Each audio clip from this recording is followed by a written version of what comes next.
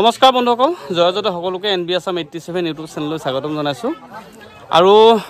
মই আছোঁ আজি এটা প্ৰীতি ভোজত আসলে প্ৰীতি ভোজ বুলি ক'লে ভুল হ'ব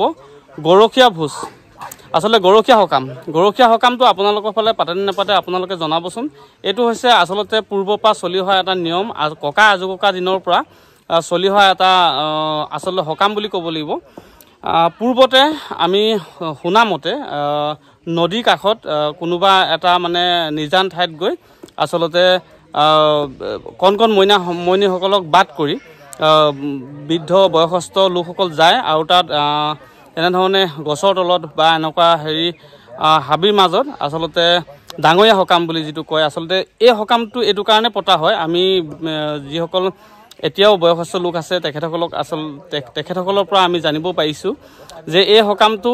গৰু যিহেতু হাবিয়ে জংঘলে এনেধৰণে যায় আৰু যাতে সেই গৰুবিলাক বা মহবিলাক আসলতে যাতে কোনো অপয়ামঙ্গল নহয় আৰু অপয়ামঙ্গল বাধা বিঘিনি দূৰ কৰাৰ কাৰণে এজন দেৱতা থাকে সেই দেৱতাজনক আসলতে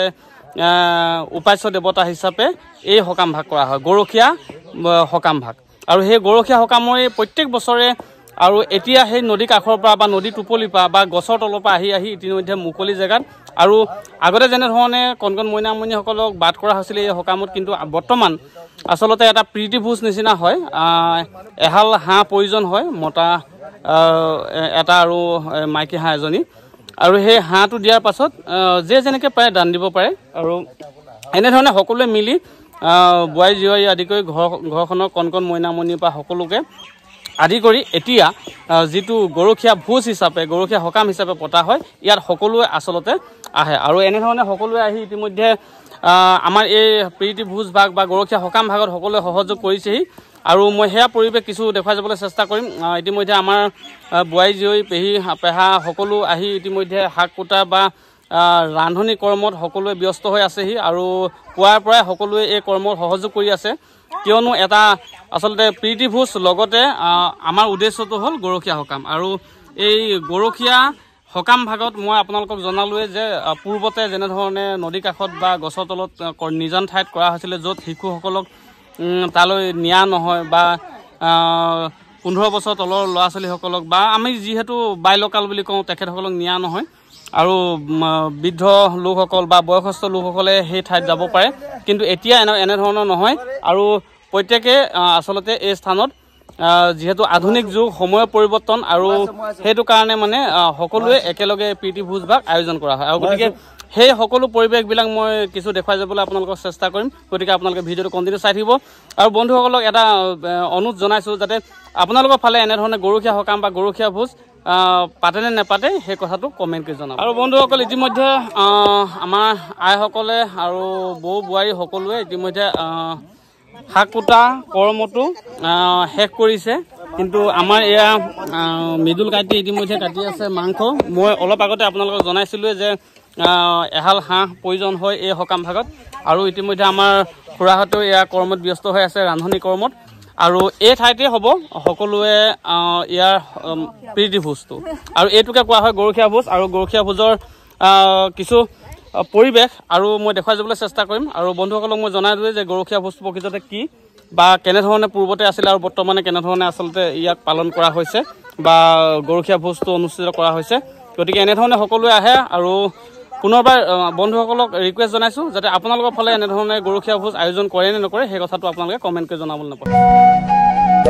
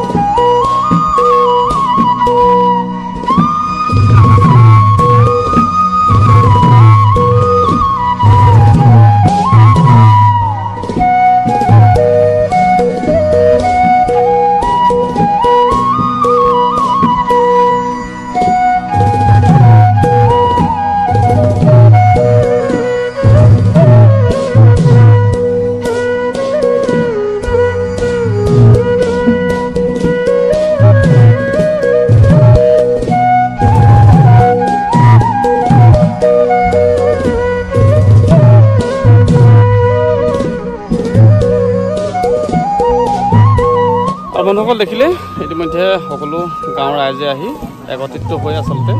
গৰখীয়া যিটো সকামৰ কিছু নীতি নিয়মৰ মাজেৰে সকাম ভাগ আয়োজন কৰিলে আৰু তেনেধৰণে সকলো একেলগে এটা প্ৰীতি ভোজ আয়োজন হয় আৰু দেখিলে প্ৰীতি ভোজৰ পৰিৱেশ সঁচাকৈ অতি সুন্দৰ গাঁৱৰ সকলো যুৱক যুৱতী সমস্ত ডেকা গাভৰু সকলো এনেধৰণে মিলি এটা প্ৰীতি ভোজ আয়োজন হয় আৰু গৰখীয়া ভোজ পূৰ্বৰ পৰা চলি অহা এটা আমাৰ নীতি নিয়ম আৰু সেইটো ককা আজৌকা দিনৰ পৰা চলি আহিছে আৰু আজিও আমি নিয়মৰ অনুযায়ী পালন কৰি আহিছোঁ গতিকে ভিডিঅ'টো ইমানেই আছিলে বন্ধুসকল ভিডিঅ'টো চাই কেনে পালে নিশ্চয় জনাব আৰু আমাৰ যিমান পাৰোঁ মই পৰিৱেশবিলাক দেখুৱালোঁ আৰু নীতি নিয়মৰ মাজেৰে আমাৰ সকাম ভাগ আজি সফলমণ্ডিত হ'ল বুলি আমি আশাবাদী আমি আশা কৰিম যাতে আমাৰ যিজন আমি উপাস্য দেৱতাক আচলতে এই সকাম ভাগ তেখেতৰ নাম লৈ আমি কৰোঁ যাতে সকাম ভাগ সফল হওক গতিকে ভিডিঅ'টো মোৰ ইমানে আছিলে গতিকে পুনৰবাৰ আপোনালোকক NB Assam 87 ইউটিউব চেনেলৰ তৰফৰ পৰা বহুত বহুত ধন্যবাদ জনাই মৰম জনাই মোৰ ভিডিঅ'টো ইমানটা সামৰিছোঁ ধন্যবাদ জয় আহোম।